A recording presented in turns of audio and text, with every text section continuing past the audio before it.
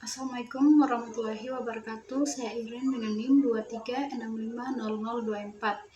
Jadi saya akan mereview materi pertemuan ke-6, yaitu mekanisme pembuktian perkara cybercrime untuk tugas final cybercrime and cyber law.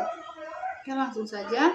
Capaian pembelajaran yang diharapkan dari materi ini yaitu memahami sistem pembuktian pidana di Indonesia, menganalisis perbedaan alat bukti konvensional vs elektronik, mengidentifikasi persyaratan material alat bukti elektronik, mengevaluasi tantangan pembuktian perkara cybercrime.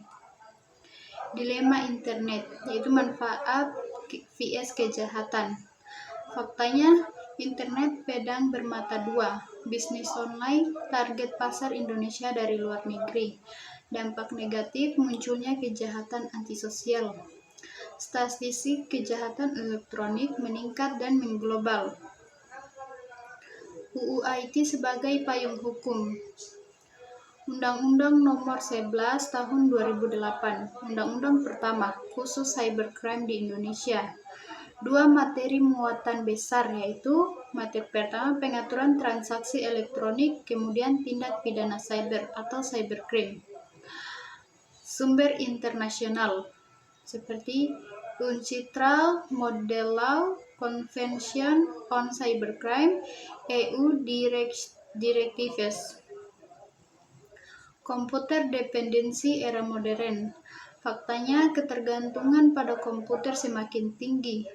Kemampuan IT, simpan dan kirim informasi dalam kualitas tinggi. Contohnya email, SMS, video call dengan keluarga di luar negeri. Dampak hukum, masalah pembuktian informasi digital. Problem pembuktian informasi digital yaitu mudah diubah, yaitu integritas data dipertanyakan, identitas samar yaitu anonimitas internet, lokasi tidak pasti yaitu pelaku bisa dari mana saja, otentisitas yaitu sulit verifikasi keaslian. Pertanyaan krusial di masyarakat. Apakah informasi atau dokumen elektronik alat bukti sah? Bagaimana eksistensi alat bukti elektronik dalam sistem peradilan? Bagaimana alat bukti elektronik bisa diterima di persidangan? Jadi, pada slide ini menunjukkan perbandingan dokumen elektronik vs konvensional. Pembuktian dalam peradilan pidana. Definisinya, upaya menemukan kebenaran material, yaitu material wherehead. Tujuannya yaitu buktikan terjadi tindak pidana dan identifikasi pelaku. Prosesnya rekonstruksi kejadian berdasarkan fakta hukum. Sumber faktanya, ingatan sanksi, dokumen, keterangan ahli, pengakuan, dan barang bukti. Sistem pembuktian Indonesia Pasal 183 KUHP. Nama negatif wet leg cell atau pembuktian menurut undang-undang secara negatif. Ada dua unsur, yaitu kesalahan terdakwa dibuktikan berdasarkan alat bukti sah menurut undang-undang. Kemudian keyakinan hakim berdasarkan alat bukti tersebut.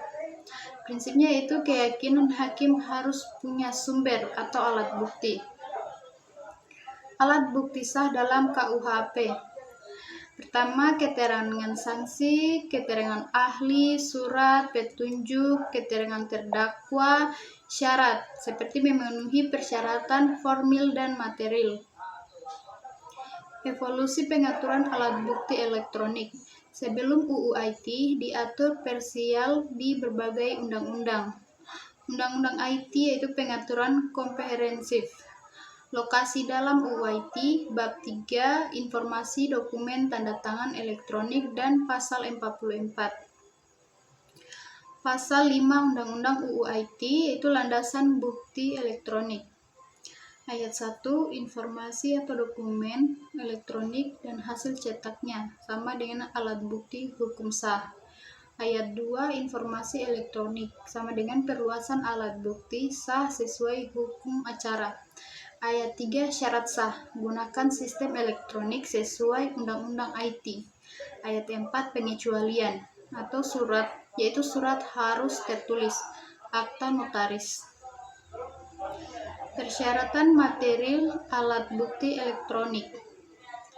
Berdasarkan pasal 15-16 UU IT tentang sistem elektronik, andal atau dapat diandalkan, aman, seperti terlindungi dari ancaman, bertanggung jawab, ada pihak yang bertanggung jawab, menampilkan kembali secara utuh, melindungi ketersediaan atau availability, melindungi keutuhan atau integrity, melindungi keautentikan atau authentic, melindungi kerahasiaan atau confidentiality, melindungi keteraksesan atau accessibility.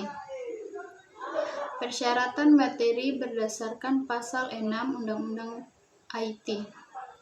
Informasi atau dokumen elektronik dianggap sah jika dapat diakses, dapat ditampilkan, dijamin keutuhannya, dapat dipertanggungjawabkan, menerangkan suatu keadaan. Komputer forensik, ilmu penting. Definisinya cabang ilmu forensik terkait bukti hukum di komputer dan media digital. Sifat bukti elektronik yaitu rapuh, mudah diubah, rusak, dan hancur. Kebutuhannya tindakan khusus dokumentasi, pengumpulan, preservasi, dan pemeriksaan. Konsekuensinya itu jika kegagalan, bukti tidak bisa digunakan atau kesimpulan tidak akurat. Proses digital forensik, yaitu diagramnya. Pertama, pengumpulan bukti atau collection, lalu preservasi, kemudian analisis, lalu presentation. Tools digital forensik. Pertama, disk imaging seperti FTK Imager, DD atau Linux. Kedua, memory analysis seperti volatility dan recall. 3. Network analysis seperti Wireshark dan Network Miner. Keempat, mobile forensik seperti Calibrate dan Oxygen forensik. Kelima, log analysis seperti Splunk dan Elasticsearch. Studi kasusnya pembuktian email ancaman. Kasusnya email ancaman kirim uang atau sebarkan data pribadi. Bukti yang dimiliki itu email dari akun Gmail. Tantangannya, akun bisa dibuat siapa saja dan dari mana saja. Solusinya itu log server, IP address, metadata, email, header analysis. Aktivitas simulasi pengumpulan bukti digital. Jadi slide ini menunjukkan tugas yang harus diselesaikan oleh kelompok. Jadi kesimpulan dari materi ini yaitu pembuktian cybercrime membutuhkan pemahaman sistem pembuktian pidana. Alat bukti elektronik sah berdasarkan UU IT dengan persyaratan ketat.